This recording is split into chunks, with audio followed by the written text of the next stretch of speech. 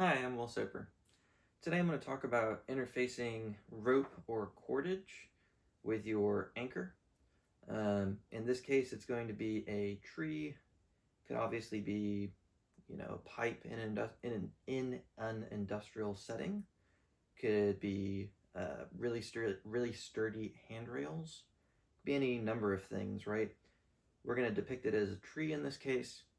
I'm not going to go super in depth with inspecting it, looking for sharp edges, anything else. Really, I'm just going to be looking at some of the simple interfaces. Like I said, knots, some other quick little techniques for that. Nothing crazy. Some of the materials I might use would be cordelette, like this. This is just a little 7mm cordelette. Super useful for anchor building. Not the strongest material there is, but it's lightweight. This is about 30 feet. Very versatile. There's a little bit of stretch in there, nothing crazy. It's also very affordable. We can start getting crazy with specialized cordages. So this is a 6mm Technora on Technora, very, very strong cordage. Sometimes the ratings on these lie to you, but long story short, sometimes we use cordelettes, sometimes we use specialized cordages, sometimes we use the end of our own rope if that's all we have. We may also choose to bring a short section of rope. So this is a full strength 9.5mm 30 kilonewton section of rope. I like to bring it with me. I use it for anchoring, I use it for edge lines. Super versatile. It's good enough to rappel on, but I typically carry it just for rigging and doing things like that. So we may choose to do this out of all kinds of different things. Just something to keep in mind. All right. So first but not least, let's start off with a figure eight follow through. The difficulty with a figure eight follow through is we have to estimate where the base figure eight needs to be tied in order to give us enough room to do the follow through. So with very, very crude measurements, I'm going to go around my tree and give myself about 2 feet.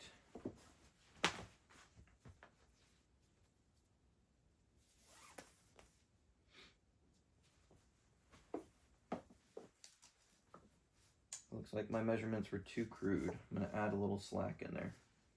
I can tell it's not going to be quite enough. When we get to multi-point anchors, this number will be definitely more important then, but we want the legs of our anchors to be less than 120 degrees. And that's the same for this one. So this is not quite long enough. I'm going to pump a little through.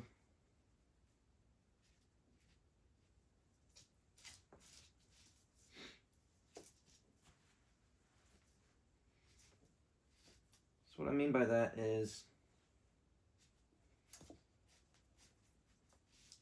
okay, so I have enough tail here. I'm actually going to push some of the excess back into the knot. So right here, I'll have a tied, dressed, and set figure eight follow through. I have at least 4 inches of tail, and I have less than 12 inches of tail. I've made my loop slightly larger than it needs to be, right? But the reason being is I need this angle here, so the two legs of this loop, I need them to be less than 120 degrees. In this case, what I'm really trying to do is keep the figure eight from being spread apart. It's actually sitting quite well. This is a really comfortable angle for me, roughly 90 degrees. I don't have any kind of massive distance here for people to get their foot stuck or something. But as you can see, that took a little bit of time. Nothing crazy, but I'm also calmly tying this in my living room. In the middle of the night, it can be a little bit more finicky. So just to recap really quickly. Figure 8 follow through, I had to estimate my length. I didn't estimate it perfectly, so I still had to fiddle with it a little bit. I want this angle here, so this angle between these two legs, I want it less than 120. This one's about 90, so this is good. Like I said, biggest deal is we have to estimate lengths, and that gets kind of funky. It can take a little bit of time. It's not ideal. The next one, which is typically my go-to for dead ending like one leg of a multi-point anchor or something like that, is the bowline on a bite. No, not a bowline on a bite, just a bowline. Sorry. So I have my bowline here. I have to do Yosemite finish. My tail is a bit long, so I'm actually going to feed some back through. Now my loop's a little bit long. There we go. All right. Just a bowline with the Yosemite finish. Have at least 4 inches of tail. My angle in here is less than 120. Actually less than 90. So very fast. I mean, you can see that I overshot the distance a little bit, my bad. And I was able to push all the slack through, and it still didn't take me very long to tie. So this one's fantastic, really fast. You can just dead end your rope to it. I'd like to have a little more versatility than that, that's fine. But like I said earlier, one leg of a multi-point anchor, if you're wanting to dead end your cordelette or your rigging rope to it, fantastic, very fast to do.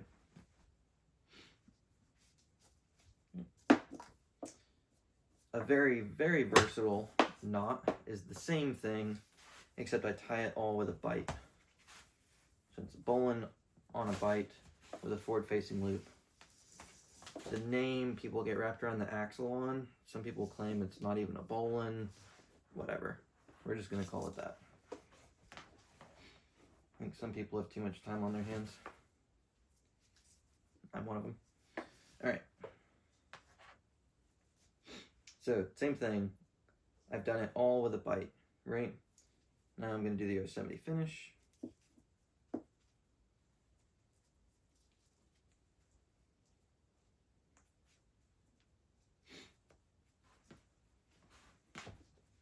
All right.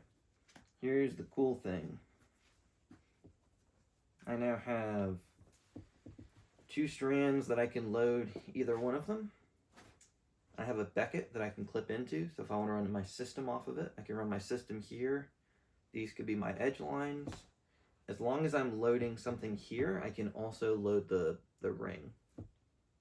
The inspection point for this knot, because it is a bit funky, I want 4 strands coming out of the bottom, 2 strands here, 2 strands here, 4 strands on top.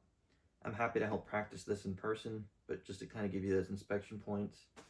Same thing, let's not try and spread this knot apart. So let's keep this under 120. And super, super versatile.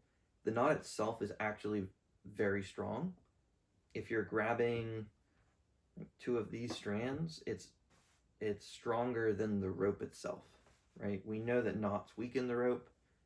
The failure point of a system would typically be the knots themselves. In this case, it's an incredibly strong knot.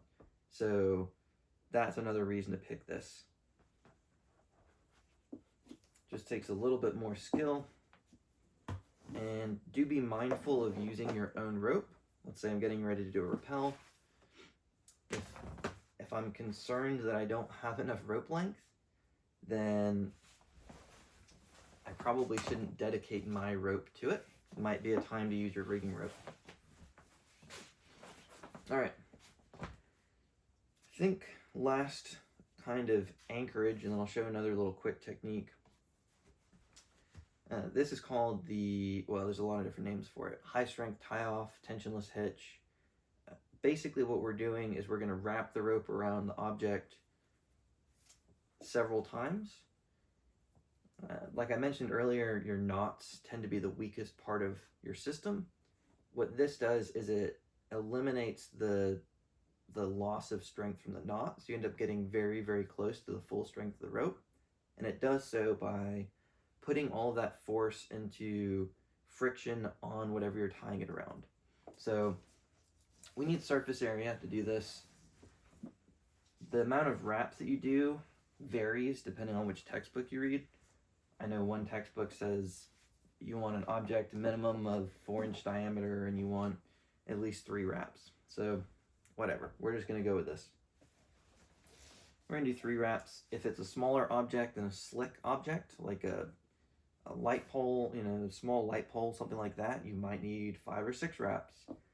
With a tree like this, we're probably not going to see any force on this with just 3 wraps on it. Okay, so I've put my wraps around the tree. I now need to keep it from just falling down and falling apart. In order to do so, I'm going to do a figure 8 on bite and then clip it back into itself. There's 1,000,001 ways of doing this, but just in good practice, my tail's a little long. It's not greater than a foot.